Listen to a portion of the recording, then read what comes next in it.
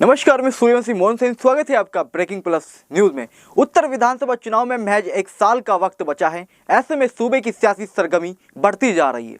सामाजिक समीकरण दुरुस्त करने में जुटे हैं तो नेता अपने सियासी भविष्य के लिए सुरक्षित ठिकाने तलाशने में जुट गए हैं।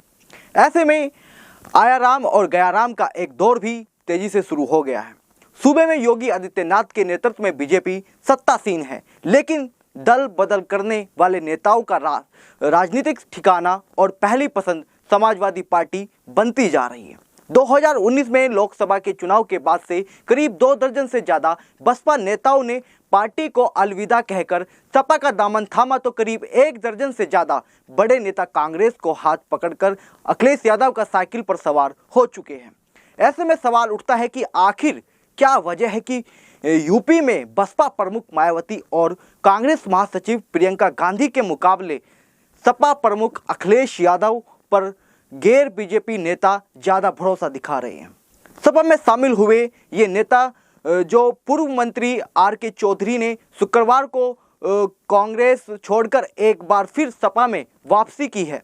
साल 2019 में लोकसभा चुनाव में सपा छोड़कर कांग्रेस में आए थे और मोहनलालगंज से चुनाव लड़े थे, लेकिन एक बार फिर वो सपा का दामन थाम लिया। पूर्व मंत्री जयनारायण तिवारी और पूर्व मंत्री वीरेंद्र सिंह वाराणसी ने सपा की सदस्यता ग्रहण की है। पूर्व आईपीएस हरीश कुमार, विद्या चौधरी, पूर्व विधायक बसपा आजमगढ़ समेत अन्य दलों के कई नेता सपा में शामिल हुए हैं। बसपा नेताओं को भविष्य की चिंता और उत्तर प्रदेश के वरिष्ठ पत्रकार सुभाष मिश्र से कहते हैं कि एक विपक्षी दल के रूप में बसपा अपनी भूमिका का निर्वहन सही तरीके से नहीं कर पा रही है, बल्कि कई मुद्दों पर मायावती सरकार के सलाहकार की भूमिका में खड़ी दिखी है। इसके अलावा जमीनी आधार पर भी बसपा सूबे में कहीं नजर नहीं आ रही है, जिसके चलते पार्टी के तमाम नेताओं को अपने सियासी भविष्य की चिंता सता रही है।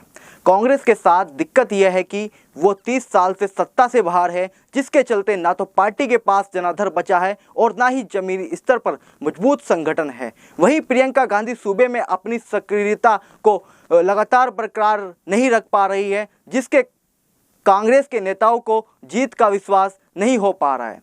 सियासी संकटों को और अपने राजनीतिक आधार को बचाने की जिद्दोजहद से जूझ रही बसपा प्रमुख मायावती की गुरुवार को बड़ा झटका लगा है। उत्तर प्रदेश विधानसभा बजट सत्र के पहले दिन ही बसपा के 9 अनुसूचित विधायकों ने स्पीकर पर हृदय नारायण दीक्षित से मुलाकात कर खुद को पार्टी विधानसभा मंडल दल से अलग बैठक करने की व्यवस्था देने की मांग की है। बसपा के बागी विधायक असलम रायनी ने विधानसभा अध्यक्ष से मुलाकात के बाद कहा कि बसपा में अब केवल 6 विधायक ही बचे हैं और हमारी संख्या अब पार्टी के संख्या से अधिक है, लिहाजा हमारे ऊपर दल बदल कानून भी लागू नहीं होता है और हमें सदन में बैठने की बसपा नेताओं से अलग जगह दी जाए।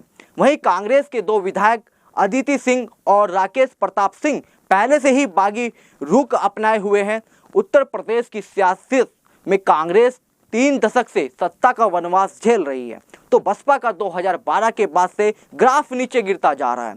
बसपा 2017 के चुनाव में सबसे निराशाजनक प्रदर्शन करते हुए महज 19 सीटें ही जीत सकी थी, लेकिन उसके बाद यह आंकड़ा घटता ही जा रहा है। बसपा के कुल 15 विधायक बचे थे, जिनमें से 9 विधायकों के बागी रुख अपनाने के बाद पार्टी के पास विधायकों की संख्या महज 6 रह गई है। बागी विधायक असलम रायनी ने कहा है कि बहुत जल्द ही नई राजनीतिक पारी की शुरुआत नई ऊर्जा के साथ करेंगे।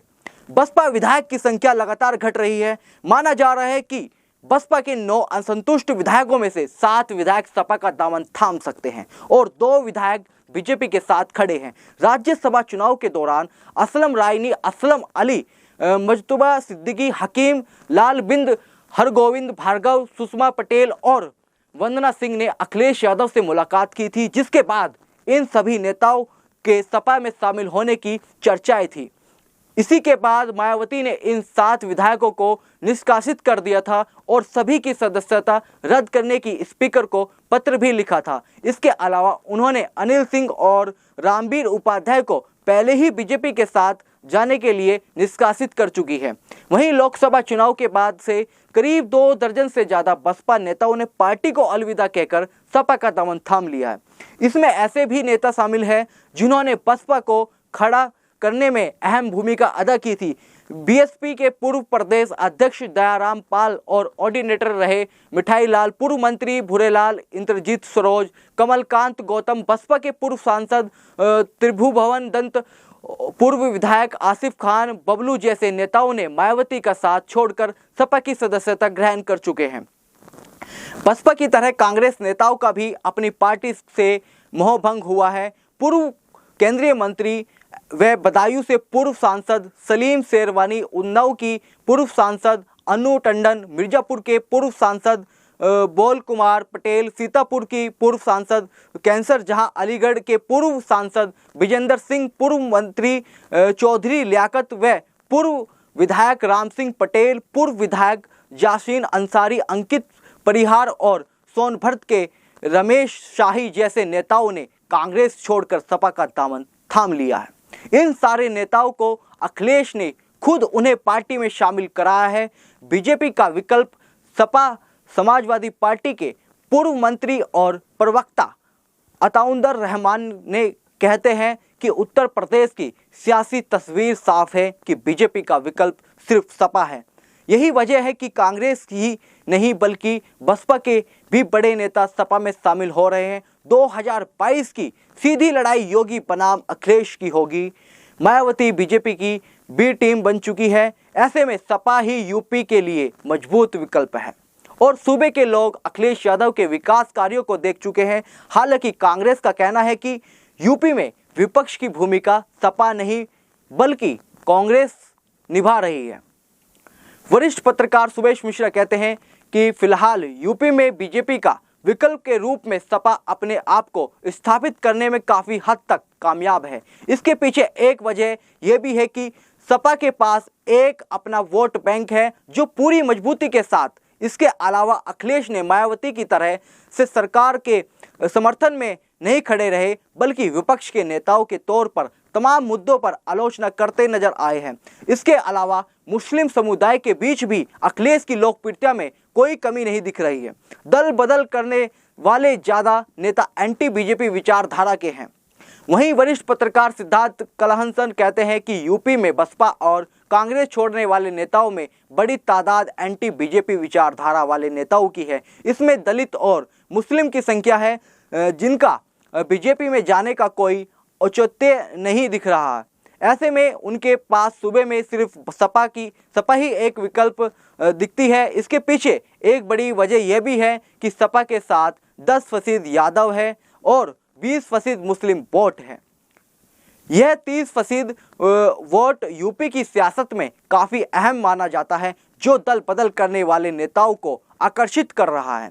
वहीं कांग्रेस जिस तरह से मेहनत कर रही है तो वहाँ वो वोटों में तब्दील नहीं होता दिख रहा है। इसलिए तमाम दलों के बागी नेताओं का ठिकाना सपा बन रही है। तो बने रहिए मेरे साथ में, फिर मुलाकात होगी दोबारा एक नए मुद्दे पर।